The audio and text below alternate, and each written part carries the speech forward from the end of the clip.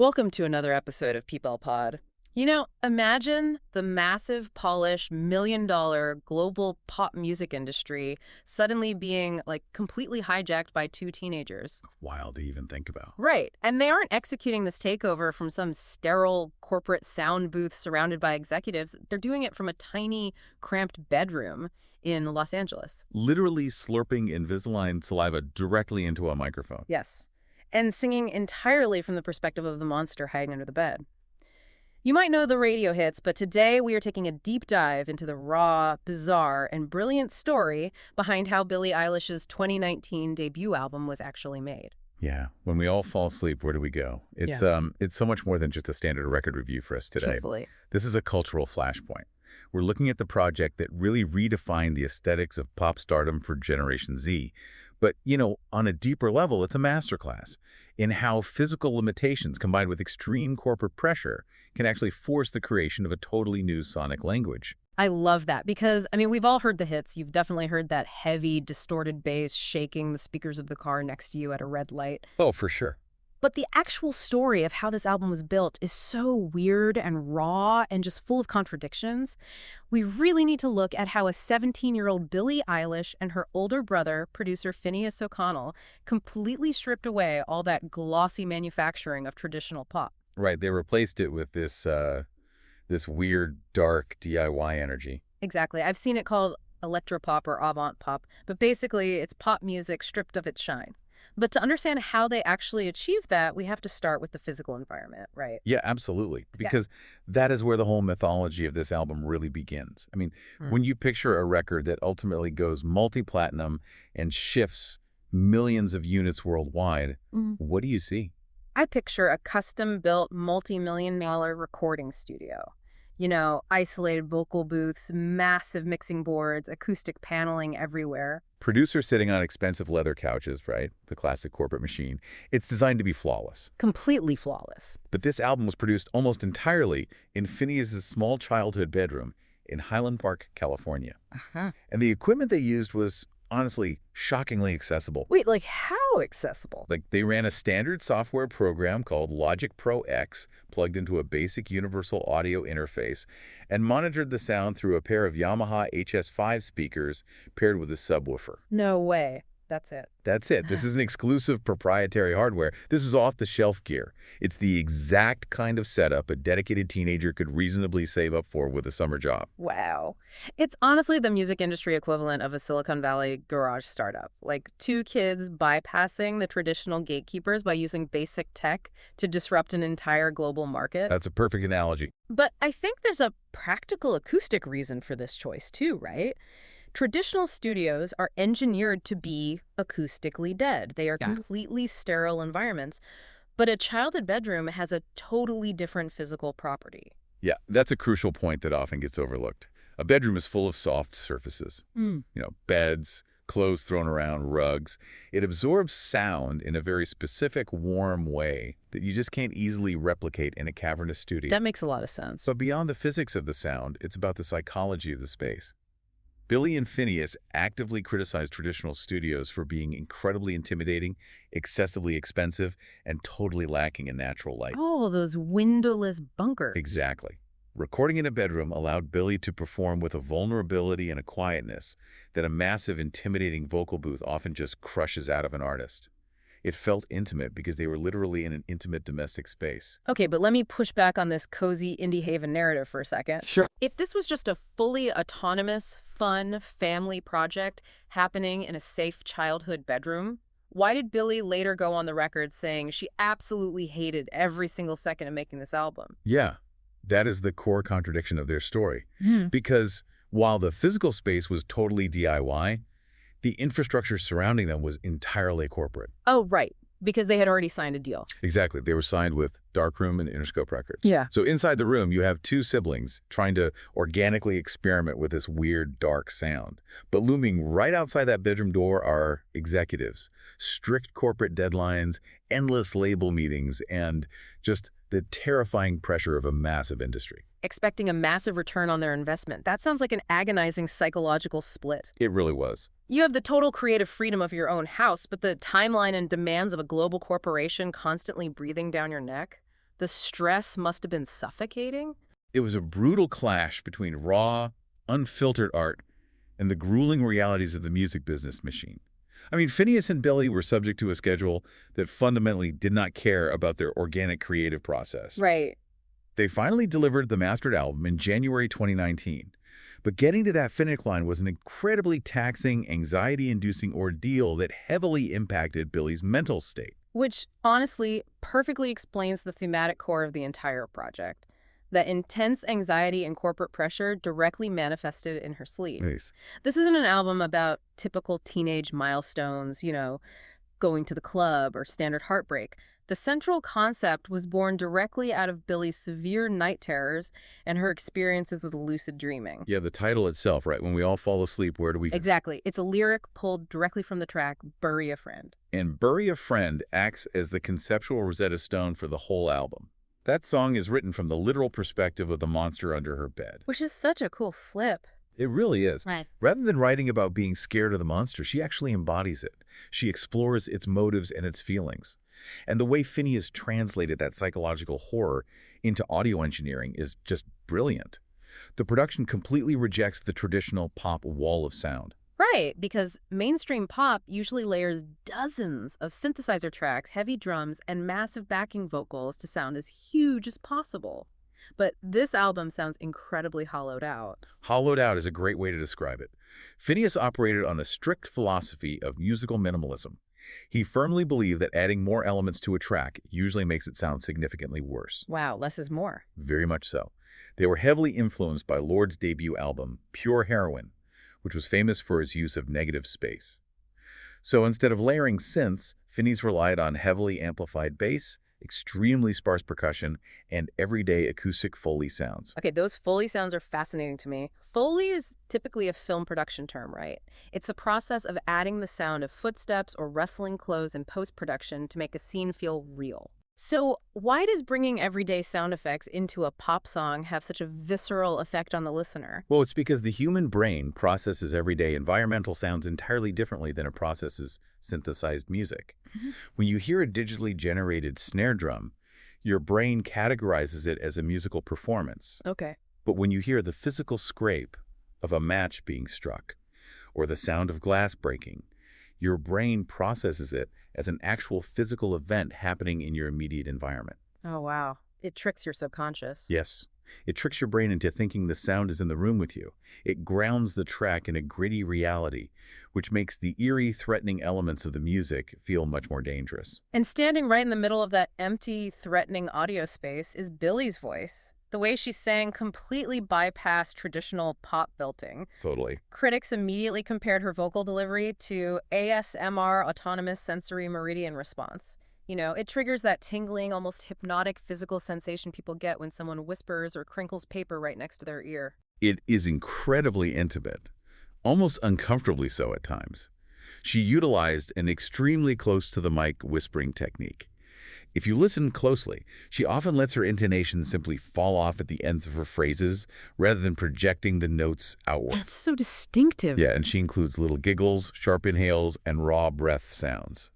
It feels less like she is singing to a stadium and more like she's whispering a secret to you in the dark. But what makes it so jarring is what's playing underneath that whisper. You have this fragile, quiet voice floating directly on top of massive, distorted, aggressive beats. That intense contrast is the absolute genius of the record. The New York Times critic John Caramanica had an incredibly sharp insight regarding this. He called Billie Eilish the first SoundCloud rap pop star without the rapping. I love that description. It's spot on. Finneas and Billie took the structural DNA of hip-hop, industrial music, and trap beats, and they mutated those elements into a completely new format. The album carries the pure aggression, dissonance, and distortion of a heavy rock record, but there are virtually no traditional rock guitars anywhere on it. It's a completely genre-agnostic sound that refuses to be categorized. And that genre-agnostic approach really gave them the freedom to be incredibly weird and experimental on a track-by-track basis. I mean, the album strikes this razor-thin balance between genuine, unsettling horror and completely detached internet humor. Oh, definitely. Just look at the opening track. It is literally just 14 seconds long. It's called duh. And it's nothing but the sound of Billie audibly slurping the saliva out of her Invisalign aligners, announcing, "This is the album!" and then the two of them bursting into genuine laughter. Which was a highly calculated tension breaker by Finneas. He insisted on including that opening to inject a sense of levity right out of the gate. Really, like a palate cleanser before the heavy stuff. Exactly. If you know you were about to drag the listener through an hour of heavy themes like night terrors, addiction, and depression, you have to let them know immediately that you aren't taking yourself too seriously. But the heavy themes drop almost immediately after that laugh. Take the song Zanny, for example.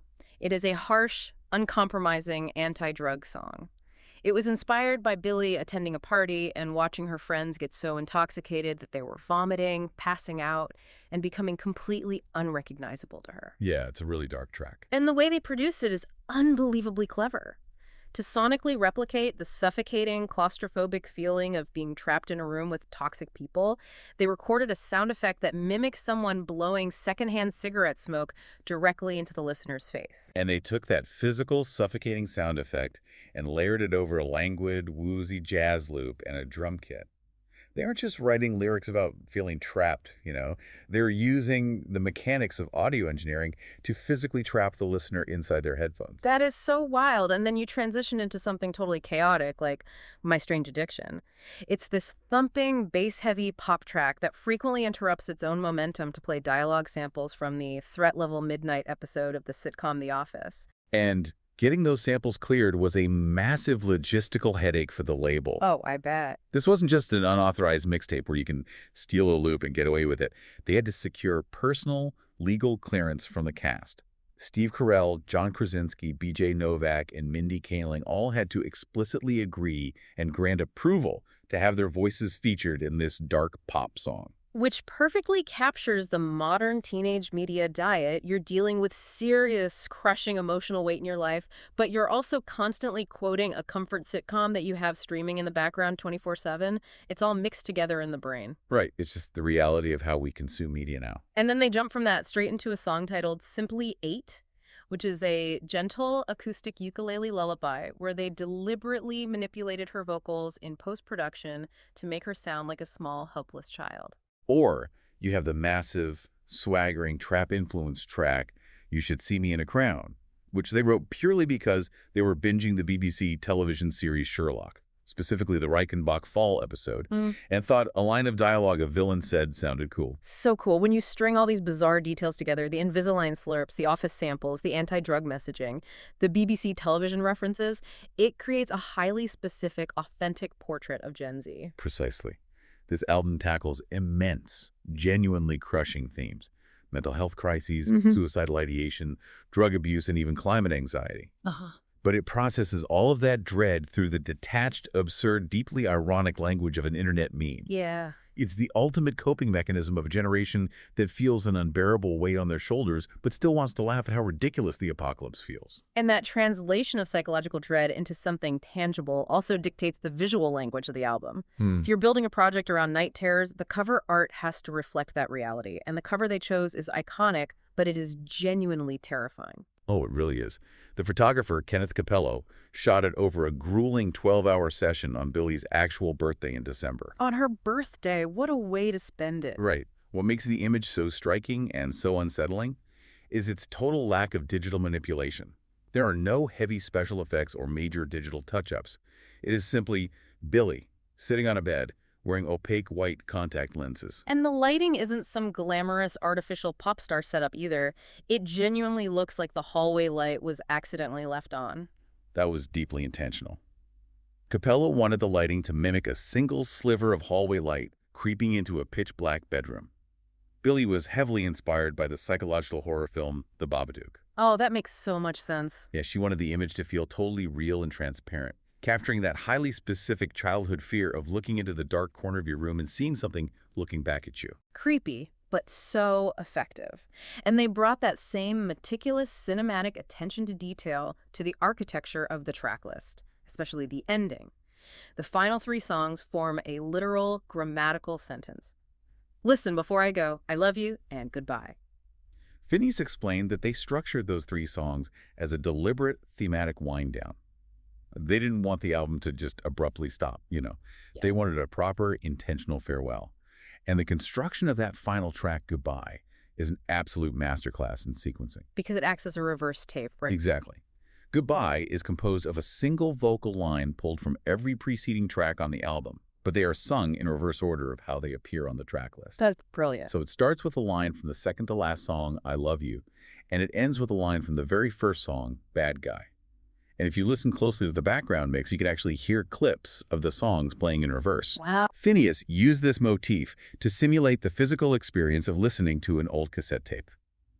When it finishes, you have to rewind the tape all the way back to the beginning. Okay, so we've established the brilliant engineering, the deep psychological themes, and the intense personal connection listeners had with this record.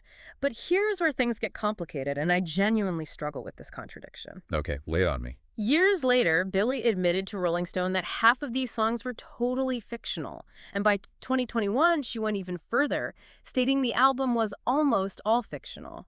She explained that she and Finneas just really enjoy writing from other people's perspectives. Yeah, it was a massive revelation that caught a lot of people off guard. Right. But doesn't that feel a bit like emotional manipulation? If millions of teenagers claimed this album as their personal diary and clung to it because they thought Billie was bleeding her actual lived trauma onto the microphone, does the fact that it's mostly fabricated storytelling diminish its power? That's a vital question about how we consume art today.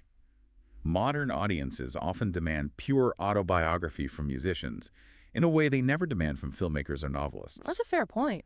But the emotional truth of a song doesn't require a lived experience.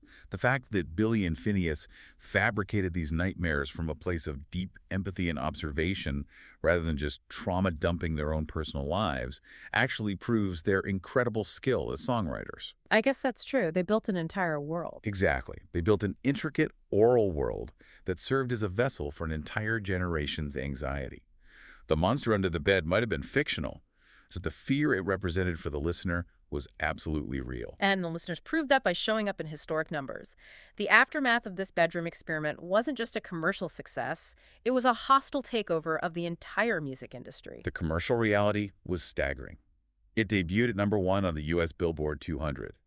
In its first week alone, it racked up 194 million on-demand audio streams. Yeah, making it the third largest streaming week ever for an album by a woman. Over in the UK, Billie became the youngest female solo artist to ever debut at #1. It shifted millions of pure copies and went multi-platinum globally almost immediately. But the true vindication wasn't just the streaming numbers. It was watching the old guard of the music industry capitulate to these two kids. When the 62nd annual Grammy Awards rolled around, picture the contrast. Oh, man. You have this teenager who recorded her vocals, sitting on a childhood bed, absolutely steamrolling the established, polished pop icons with their million-dollar budgets. It was a changing of the guard in the most undeniable way. The album won Album of the Year and Best Pop Vocal Album. The single Bad Guy won Record of the Year and Song of the Year. Incredible. Billie took home Best New Artist, and Finneas secured Producer of the Year and Best Engineered Album. She was 18 years old. She became the first woman in history to sweep all 4 general field categories in one night. And the first person born in the 21st century to win a Grammy, right? Exactly. It proved to the legacy executives that their multi-million-dollar studios were officially obsolete. And they took this DIY ethos to the biggest stages on Earth. At Coachella, they were hailed as the defining set of the festival. At Glastonbury, Billie commanded the massive other stage with basically just Finneas on keyboards, a drummer, and a totally stark, plain black stage. No fireworks, no elaborate pop choreography. None of it. Just a raw, undeniable connection with tens of thousands of people. Sadly, the massive Where Do We Go? World Tour was cut drastically short in 2020 by the COVID-19 pandemic after they played only 3 shows. Such a shame. Yeah, but by that point, their impact had already permanently altered the landscape. Spotify later named it one of the classic pop albums of the streaming era, noting how it violently shoved alternative sensibilities right into the mainstream spotlight, setting the entire tone for the 2020s. We started this deep dive talking about a tiny bedroom dismantling a corporate empire. But the real legacy here poses a huge question for the future of music. If 2 kids with off-the-shelf software and a clear, uncompromised vision can entirely bypass the traditional gatekeepers, does the glossy, manufactured pop star even need to exist anymore? It's a great question. Are we entering an era where the most valuable currency in art isn't perfection, but absolute messy authenticity, even if you have to invent a monster to find it? Think about that the next time you hear a minimalist, bass-heavy, whispery track dominating the charts. It all started with a teenager who decided the monster under the bed was actually the voice we needed all along. Thanks for listening to People Pod. Keep tuning in for more stories worth knowing.